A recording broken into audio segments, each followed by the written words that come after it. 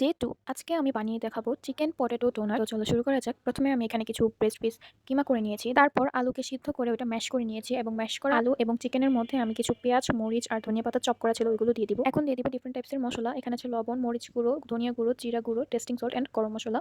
সবগুলো একসাথে দিয়ে ভালোভাবে মিক্স করে নিব। আর সাথে একটু ব্রেড টোস্ট দিয়ে দিব। ওইটা দিলে জিনিসটা আরও ক্রিস্পিনেস হবে এবং সাথে 1 থেকে 2 চামচের মতো আমি কর্নফ্লাওয়ার অ্যাড করেছি। আপনারা আপনাদের ডো এর উপর ডিপেন্ড করে কর্নফ্লাওয়ারটা অ্যাড করবেন। যদি দেখেন যে একটু নরম হয়ে গেছে তখন আরেকটু কর্নফ্লাওয়ার বেশি করে অ্যাড করে এটা একটু ঘন করে নেবেন, না হয় ডোনাটের শেপটা সুন্দর মতন আসবে না। এক এক করে আমি ডোনাটগুলো রেডি করে নেব। ডোনাটগুলো বানানো হয়ে গেলে আমি কিছুক্ষণের জন্য ডিপ ফ্রিজে রেখে দিব। ডিপ ফ্রিজ থেকে নামিয়ে ওইটাকে আমরা ডিমের মধ্যে কোট করব। ভিডিওতে দেখানো পদ্ধতিতে তোমরা ঠিক একইভাবে তোমাদের ডোনাটগুলো প্রিপেয়ার করে নেবে।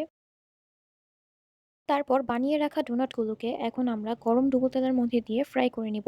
এটা হচ্ছে মিডিয়াম আঁচে ধীরে ধীরে আমাদের কুক করতে হবে। এই তো আমাদের আজকের ইফতারের রেসিপিটি কমপ্লিট হয়ে গেল। এটা হচ্ছে চিকেন পটেটো ডোনাট। তোমরা চাইলে তোমাদের বাসায় একদিন ট্রাই করে দেখতে পারো।